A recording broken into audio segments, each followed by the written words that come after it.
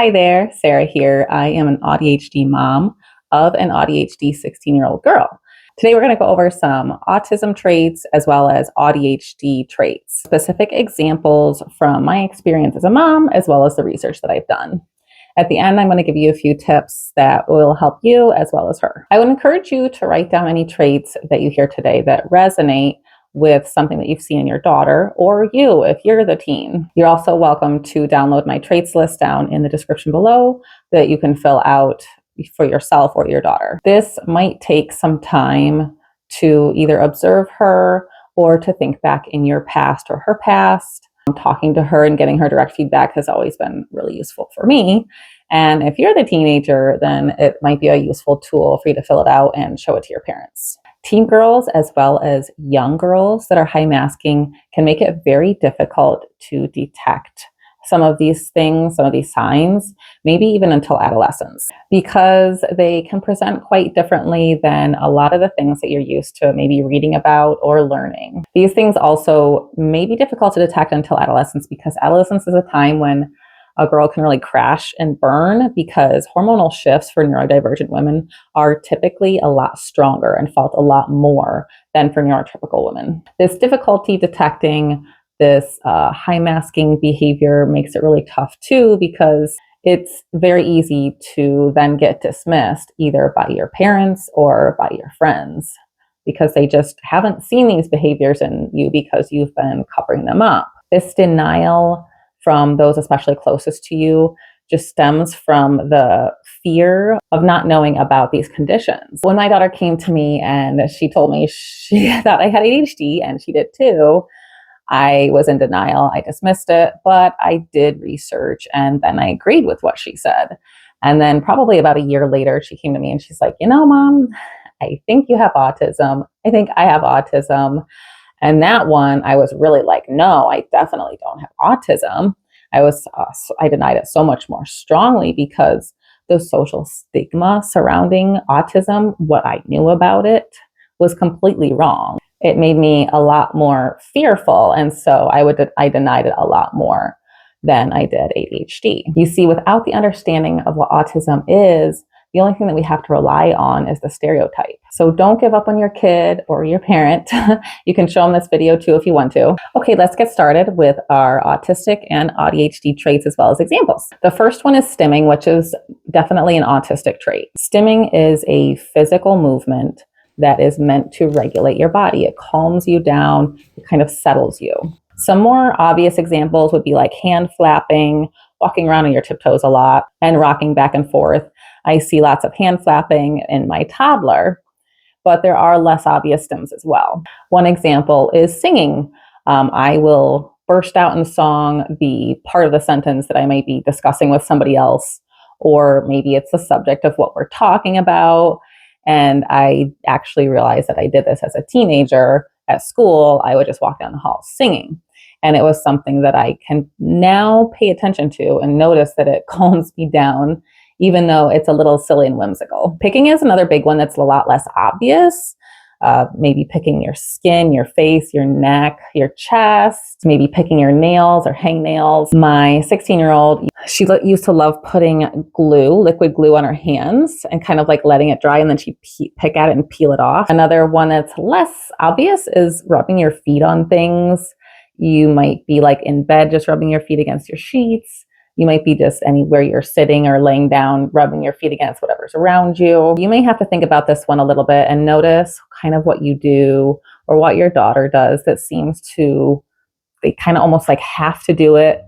And it just is something that calms them down. It helps to settle you. The second one is social justice, which is an AuDHD trait. And it just means that not every situation or person is treated the same way. So essentially, you might be trying to establish these rules or these patterns in your mind to apply to these situations. And a lot of times they don't match up. And it feels like a lot of times when they don't match up, it's not in your favor. One example of this is a school project. Let's say it has a due date and you've been working really hard to get it due on time. It's a really big project. You've been stressing about it. You finally turn it in, only to come to find out that half of the class didn't even do it. Instead of them getting disciplined for it or losing points, the teacher just decides to push out the project for next week. Another example might be getting targeted by a teacher, telling you can't do something when maybe another student was allowed that privilege.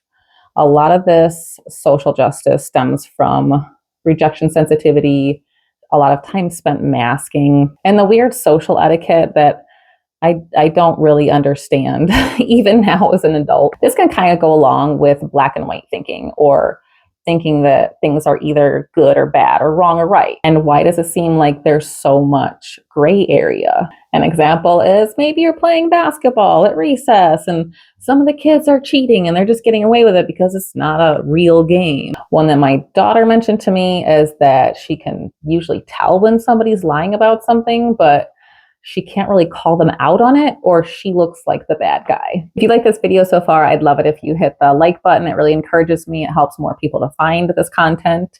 And if you want more content geared toward being a neurodivergent person or mom or parent, then please subscribe to my channel. Number 3 is high sensitivity, which is autism as well as ADHD or AuDHD trait. This is sensitivity to light, as an example, sound, things like sudden noises, tastes. You might taste a lot more flavors than other people.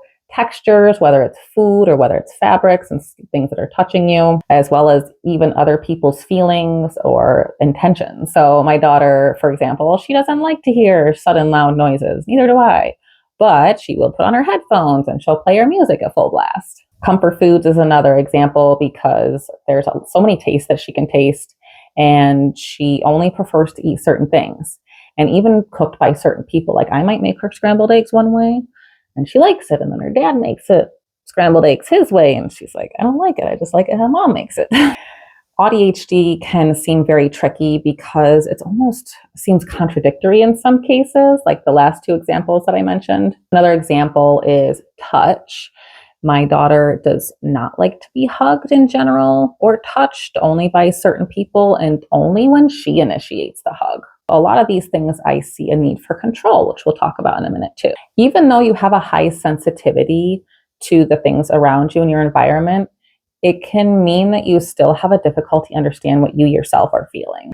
I like to attribute this somewhat to just how quickly our brains are working and how quickly our brains are going through different things, and not really being able to nail down any one particular thing long enough to really see it through.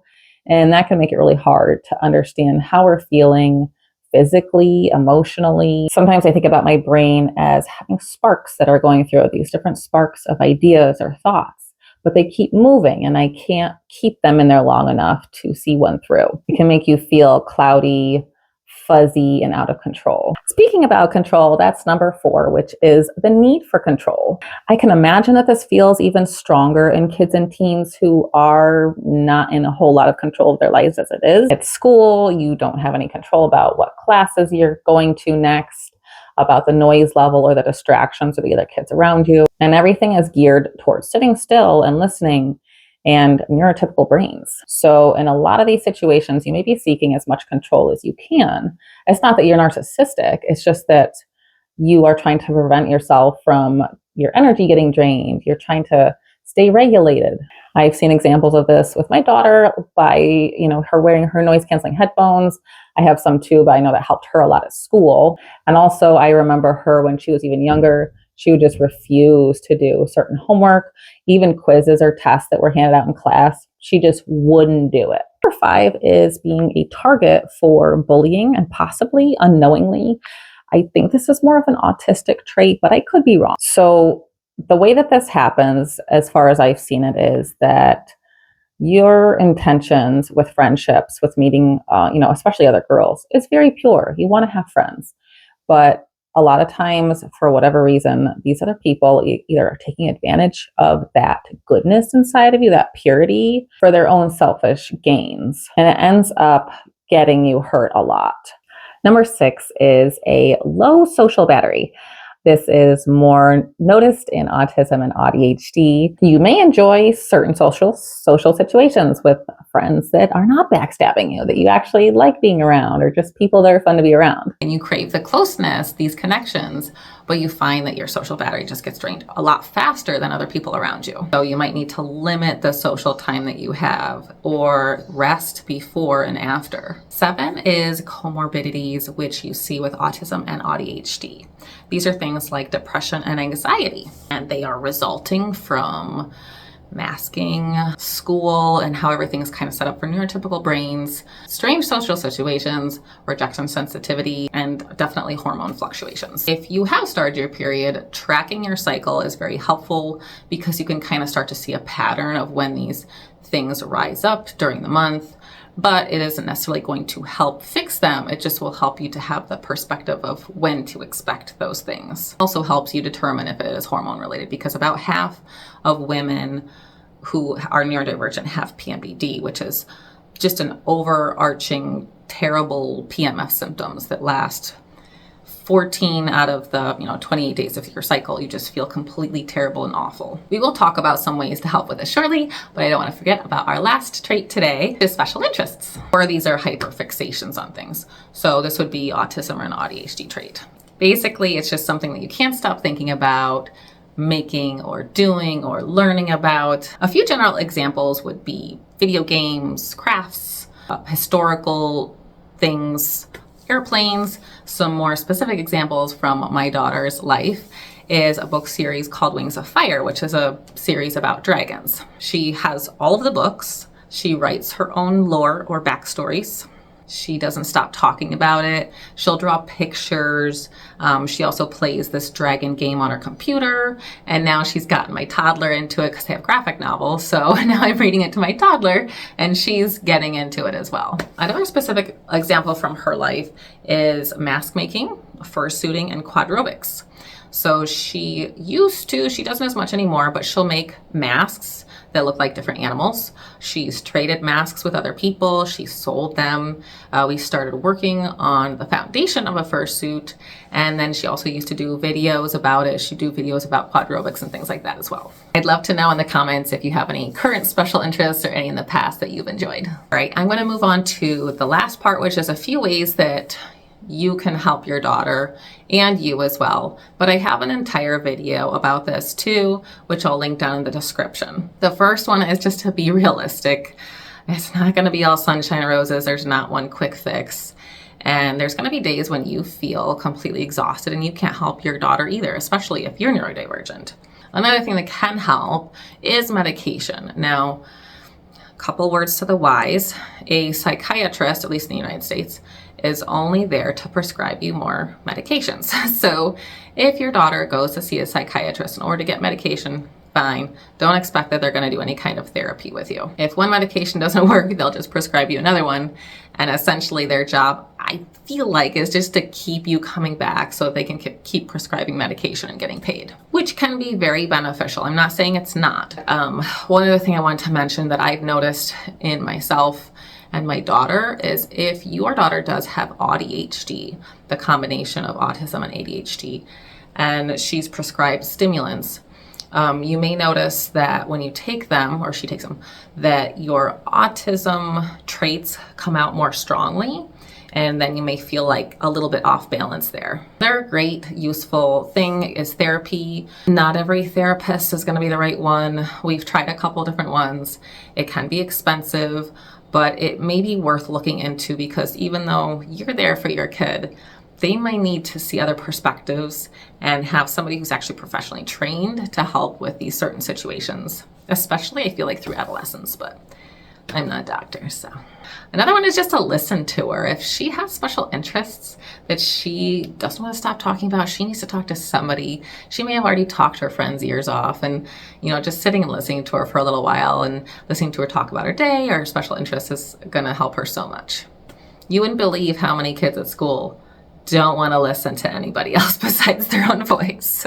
I know some adults like that too. Also, if she has a big project at school, you can ask if you can help her with it. It's not that you're going to do it for her or help her specifically do it, but having somebody to sound ideas off of or helping her understand even what the project is about. Sometimes it's a matter of like helping her to slow down and read through stuff and helping her find what she's looking for in order to do the project. Body doubling is another great way to help, especially with stuff like school and homework. Finally, just learning more about neurodivergence. I mean, every human being is different, but the more that you learn about it, the more you can kind of understand it. And the more you understand it, then you can talk to each other about it and find solutions. So I hope that this video today was really helpful for you. I'd love to get any feedback, and I guess we'll see you next time. Thanks. Bye.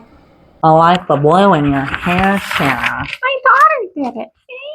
Can you see those hairs? It's really pretty.